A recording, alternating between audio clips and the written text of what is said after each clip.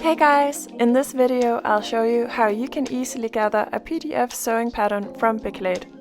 When you buy a sewing pattern from biclade.com, you'll get an email with a link to download of your new pattern. When you have downloaded the pattern, you are ready to make a print on standard A4 paper. There are 6 grey triangles on each piece of paper called indicators. You should match each indicator with the indicator on the next paper to get diamond-shaped squares that are exactly 1 by 1 centimeter. Remember to print the pattern in 100%, which is the actual scale.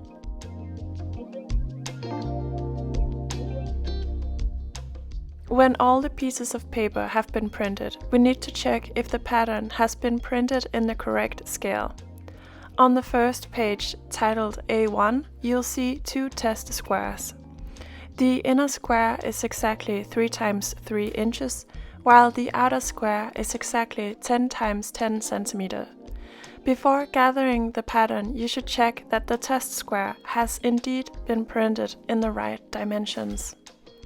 On each piece of paper, you'll see a thin grey line 5 mm away from the edge. Everything inside the grey line is part of the final pattern, while the margin outside can be trimmed away. I'll show you a cool trick that makes it easy to gather your sewing pattern. Trim away each corner as close to the grey line as possible. By doing so, you'll easily be able to match the corner indicators with each other.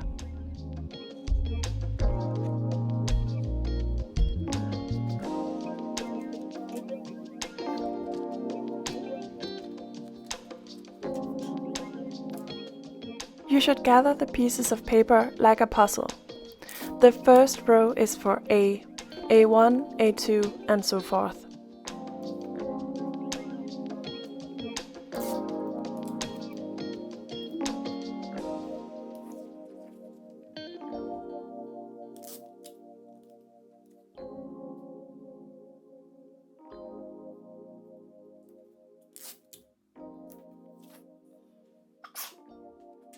The next row is for B. The third row is C, and so forth. Each column has a number, which increases as you move from left to right. By knowing this system, you can always tell where a printed piece of paper belongs. The easiest way to gather the pieces is to use small pieces of tape. You can always add more tape afterwards, once you have made sure that the pieces have been assembled correctly. I know it can be difficult to get the pieces to lay accurately.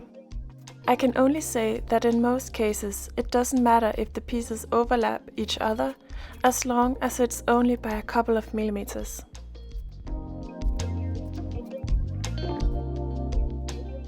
Last step is to cut out the finished pattern pieces, which you can use directly on your fabric. You can also make a copy by tracing the pattern pieces onto tracing paper if you prefer. I hope this video explained the process of gathering a PDF sewing pattern. The more times you do it, the less awkward it becomes. Remember that you can buy all my sewing patterns on my website, biclade.com.